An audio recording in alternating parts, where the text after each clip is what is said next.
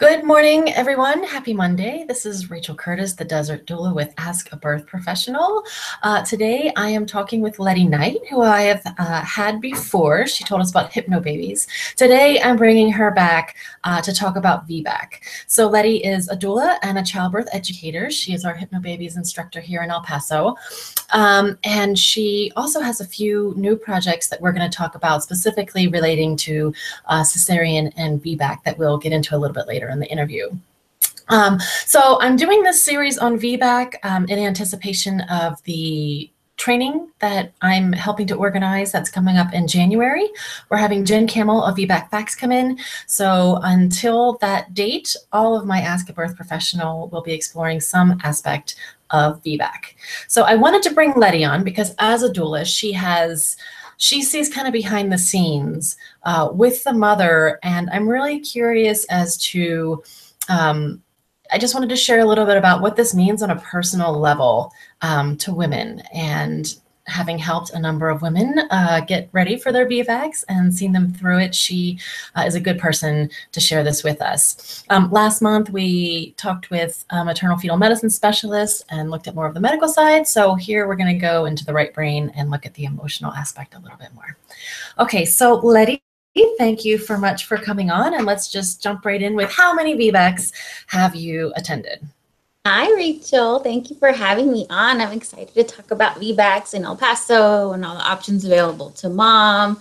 Super excited about the VBAC Facts training coming up in a few weeks. So yeah, so it's been crazy. So I've attended myself 8 VBACs, two of which were VBACs after 2 cesareans, one of which was a VBAC after 3 cesareans.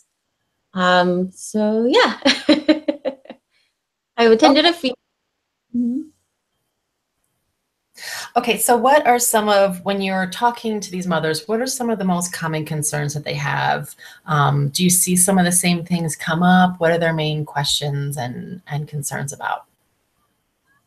I think probably one of the biggest concerns with a VBAC mom is just, will I even be able to do a VBAC? Like, is the VBAC even actually possible? Because we go online, just this morning we were talking, I was scrolling through the news feed on Facebook, and I see a mom who goes in for a 6-week appointment with the doctor, and already the discussion about, okay, so let's schedule your cesarean.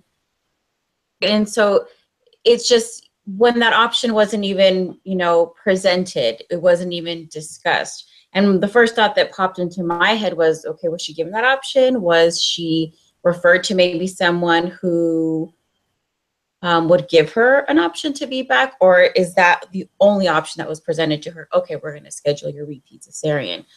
So I think that's just one of the biggest things with a mom planning or hoping for a VBAC is possible for me. And then it kind of snowballs into, well, will the same thing that happened last time happen again this time?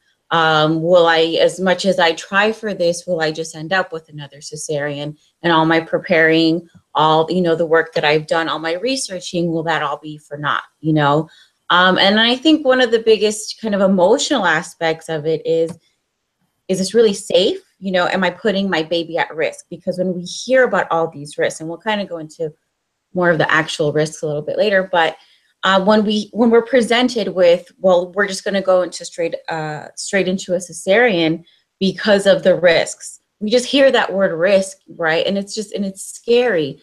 And so it kind of goes into, well, am I choosing what's best for myself? More importantly, am I choosing what's best for my baby? And so that's, and we're getting questioned from friends, from family members, from other care providers. We go into any setting where, just people aren't familiar with what a VBAC is and that it's actually a safe option. I mean, it's a scary decision to make. Yeah, absolutely. And when you consider how scared people generally are of birth anyway, even any birth without any particular risk factor, or and then you throw that on, it's I'm sure terrifying for a lot of women. And then also we do know, I think it's interesting to point out that the vast majority of women will follow what their doctor prefers. So if the doctor wants to just schedule a repeat cesarean, that's what most women do, and the question doesn't really go. So what do you find is the most frequently misunderstood aspect of birthing after cesarean? Absolutely, the risks that are associated with a VBAC. Just because there's a 90% of women that are, you know, have had a prior cesarean are actually pretty good candidates for a VBAC, but yet only 7% of women that have had a prior cesarean actually go on to have a VBAC. So it's just a huge disparity. And I think a lot of it has to do with how the risks have been presented to each specific case. Now, granted, there are some, and it's a very rare case that, you know, that this mom, for whatever reason, for whatever medical condition that has been discussed and thoroughly laid out for her, that she can't go on to have a VBAC. And so there are those instances. But when we have a 90% population that has had a prior cesarean, and we're only making this accessible, or that this person knows it's only accessible 7% of the time. I mean, that disparity just kind of goes to show, you know, what's the barrier, right? And I think a lot of it is just lack of information and just lack of accurate information, and then access to that information as well. Mm-hmm. Yeah, it's completely turned on its head. So what do you hear women, where have most of these women that these clients that you've had, where have they birthed? I mean, are they doing this in a hospital, and what are their providers saying to them? So, I mean, all of my clients that have gone on to VBAC, and my clients that have, my VBAC clients have, all of them have gone on to have a successful VBAC. They have all been out of hospital births just because they weren't presented with the option of having a cesarean or a VBAC setting. The VBAC after 2 cesareans, they definitely didn't. And the VBAC after 3 cesareans, it was, you know, I think she had a lot of barriers to really kind of overcome. There was no provider in the region at all that was going to give her the option of even trying for a VBAC. So it was, I mean, for the clients that I've attended, that was really for them, the only option was to have their babies outside of a hospital. Now, granted, one of my clients who was VBACing, her prior VBAC was an in-hospital, very successful, it was empowering. And I think that's what really kind of pushed her, okay, I did it once before, everything was great, let me try again for VBAC, but we're gonna do this out of a hospital setting this time. So, and I think that just kind of goes to show, you know, how limited, you know, how limited people are in their options in a hospital setting, that we're having to look outside of that realm in order to seek the birth we want, in order to seek the information, in order to seek the supportive providers to help us have that VBAC that we want. So I'm sure the idea of VBACing out of hospital is somewhat terrifying to a lot of people who might listen to this. So let's talk about what the actual risks are. Like, are those moms putting their babies in danger? Or, I mean, what are we looking at? What kind of questions are those moms weighing when they decide to do that? And so I think when a mom just even kind of talks to her provider about, well, what do you think about, you know, trying for a VBAC? And so now our provider, you know, comes to us, well, there's a risk of uterine rupture, and there's a risk of placenta accreta and things like that. So when we really kind of break down and look at what the real risks are, there's the risk of a uterine rupture is really about 0.4 to 0.6%. Okay. And so that's just starting out. And this is a risk presented to women who have gone on to labor on their own, which means that this was a spontaneous labor. It wasn't an induced labor. And again, the risk of uterine rupture isn't something that is now just magnified all of a sudden because we're in labor and now we're in the hospital. Uterine rupture is a risk that presents itself throughout the entire pregnancy. So we're looking at a relatively small risk. When we say 0.4%, that's about 1 in maybe 1,000, or I think less than 1 in 1,000. So it's a pretty small risk. Now we kind of have to bring into account okay, so now we have a provider. We found a provider that's super supportive. But now we're looking at, so yes, we'll do a VBAC, but now we're going to have to induce at 39 weeks. So now we're pressuring moms into going into spontaneous labor at 39 weeks, which only about 10% of VBAC moms will actually do. So now we're looking at induction, right? So with the induction is going to double that risk, where we're at 4.4% to now 0.8 to 1.6%, right? So it just, depending on what's going on, will increase our risk. Now, if a mom was allowed to just kind of start her labor on her own, which is rare for a lot of hospitals, we have a lot of hospitals with policies in place that say that in order for a VBAC mom to even attempt the trial of labor, we have to have, and this is per patients actually, that we have to have a physician on staff 24/7 because of that risk of uterine rupture, because of the potential risk of having to repeat the cesarean. We have to have access to these providers.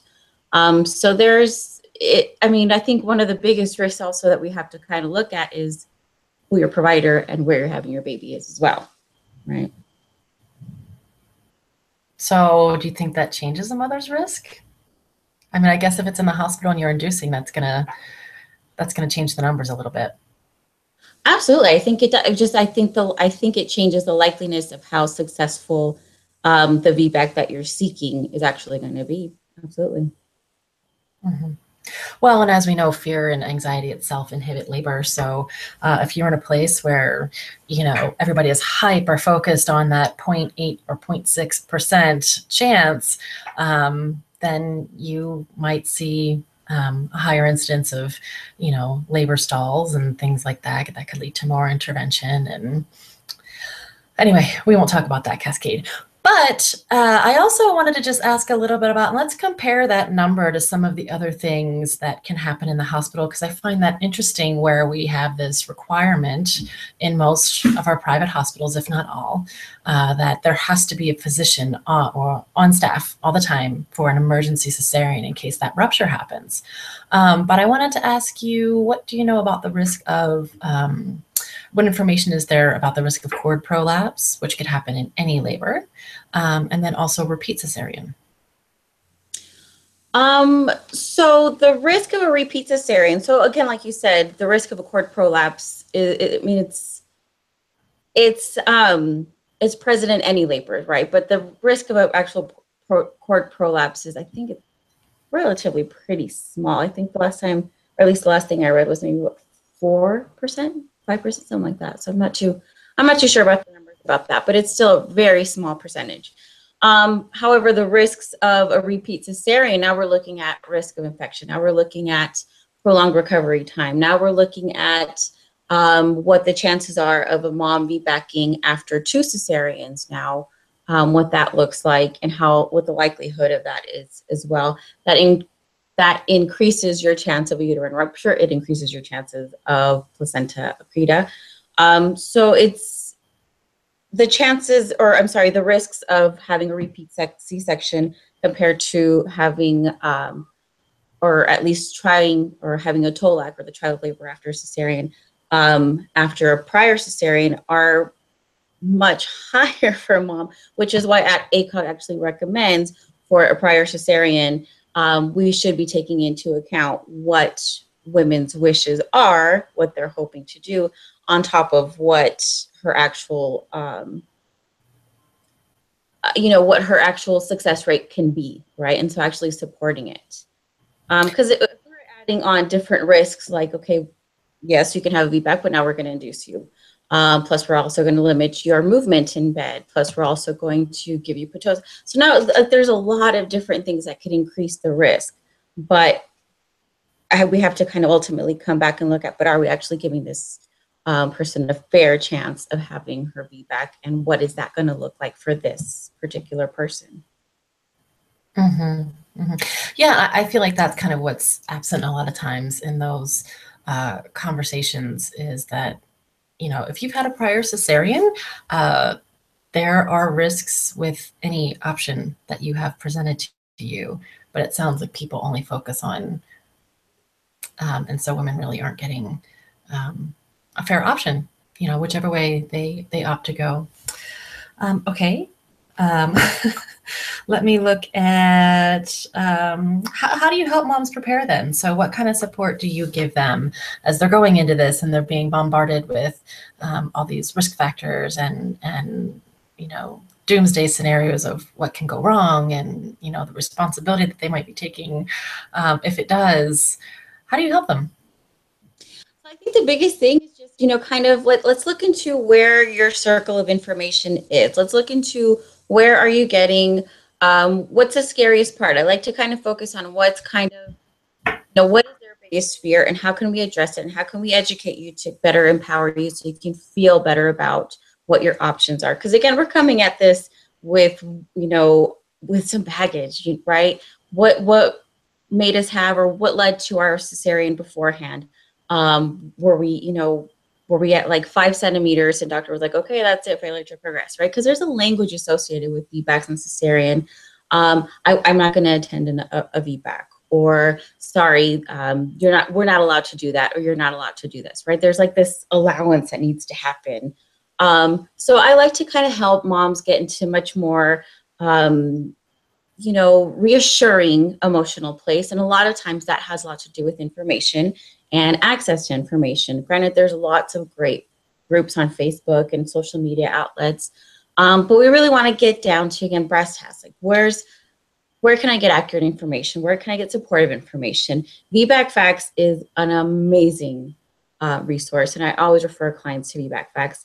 I can as well, which is one of the reasons I wanted to start up the ICANN chapter here in El Paso, just because I think we want to really give access to the community to where you can have accurate, reliable, up-to-date information.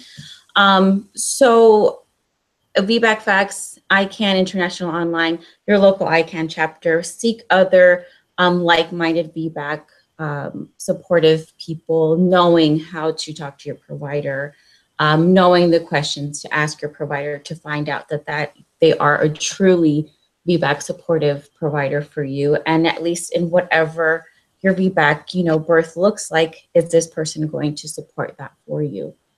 So yeah, there's a lot of emotional blocks we got to kind of work through with VBACing moms, and, it's understandably so. Yeah, the language around it is just so kind of threatening.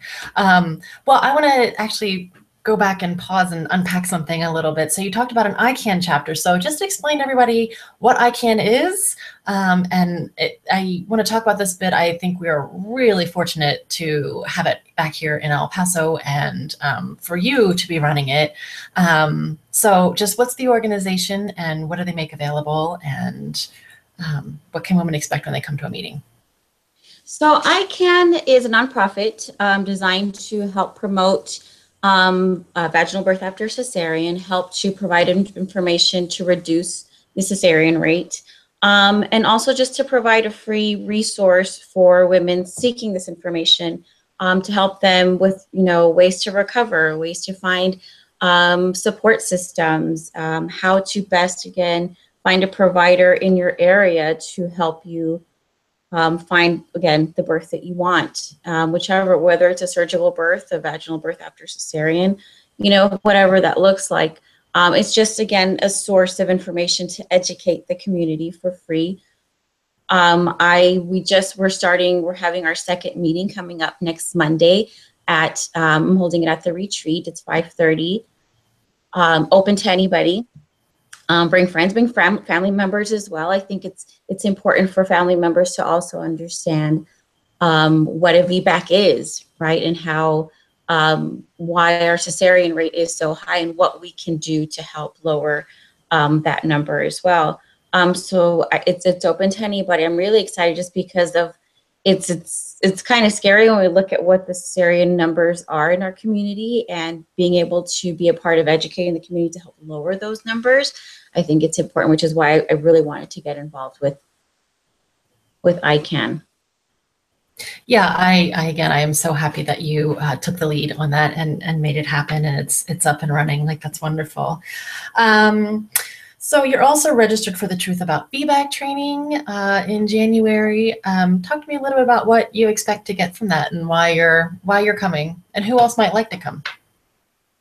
I think the VBAC training coming up is going to be great. I mean, we're going to have a lot of birth professionals in town. We're going to have a lot of, medical professionals, but also I think it's important for families to come and attend too, because there's so much confusion with information that's out there regarding VBACs and cesarean birth. So I think VBAC Facts and Jen Kamel do a great job of bringing us up to date information about VBACs, what the risks are, putting into terms that's relatable to our community, to our birth atmosphere here in El Paso, and using that information to help empower the community and more than anything, open up options for people, right? That was saying once a cesarean, always a cesarean isn't true, especially when we see that 90% of our prior cesarean birthing people are candidates for this. So now how can we use that statistic along with all this information presented by VBAC Facts and Jen Kamel? How can we put that all together to now empower an entire community of high cesarean birthing people to lower that number, right? Yeah, absolutely. I think the community aspect is like you said, that's just huge for us all to come together and talk about it. I also just want to make note of the fact that we're talking a lot about access to VBAC and the benefits of VBAC. But some moms are going to choose a repeat cesarean, and no one is against that. What we're trying to do is just make sure that, I mean, everybody has access to a repeat cesarean, basically, but not everyone has access to a VBAC. So it's not to say that that's the wrong choice. For a lot of mothers, that's the right thing to do. But yeah, the mothers that want that don't have any problem accessing it. So that's why the emphasis is on just expanding the information about the alternatives and the relative safety of them compared to repeat cesarean, in fact. Anything else before we go? No, yeah, and just to kind of tag along with what you're saying, I think what's more important, because like you're saying again, that the option to have a repeat cesarean, that's always there. But the important thing to note is, what were the other options that I could have chosen? Was this the only option that I had, was a repeat cesarean? Can I talk to you about, maybe trying for another VBAC? What would that look like? Versus, okay, yeah, let's just do a cesarean. Right. And I think that's what's important about trainings like VBAC Facts. I think that's what's important about having an ICANN chapter in town is, while yes, we know that this is an option, what could possibly be my other options? And, and then every family can decide for themselves, what option am I going to explore from here on out? That's going to work best for myself, for my family, and my care provider. Yeah, so I am going to throw one more question at you before we go. So the moms who have had the VBAC, what do they tell you about what that means to them? What do you see after they have that first vaginal birth, after having had a cesarean? Like, what kind of impact does that have on them personally? Well, I have to say, just as a doula for myself, I feel like they're personally my more emotional births. But just seeing in clients and their partners, it's such a triumph, right? Because here we came up against all these odds, members, all these friends, all these posts on social media, all this information that was telling me, you can't do this. You shouldn't do this. But yet here they came out and holy crap, I did this, right? I feel like that's just it's a very empowering birth. It's a very empowering experience for the family. And I mean, myself, I feel like, holy wow. I mean, they did it. They came up against all these odds and they did it. Right. Okay. Yeah, that's beautiful. I think that's a great note to end on. And I will have links. I think I do have links in the description. You can find more on my Facebook page, The Desert Doula. There's also a Facebook page for the ICANN chapter. It's called ICANN of El Paso. And then the Truth About VBAC training is also on Facebook. It's called the Truth About VBAC El Paso. So y'all can find everything there. And any questions, just hit either one of us up. Lety, what's your Facebook page? Love Babies? Where can people find you? Babies, Peace Babies. But you can also just go onto the ICANN of El Paso and reach me there as well. Okay. Alrighty. Wonderful. Thanks so much. And we'll see you guys next month. Bye.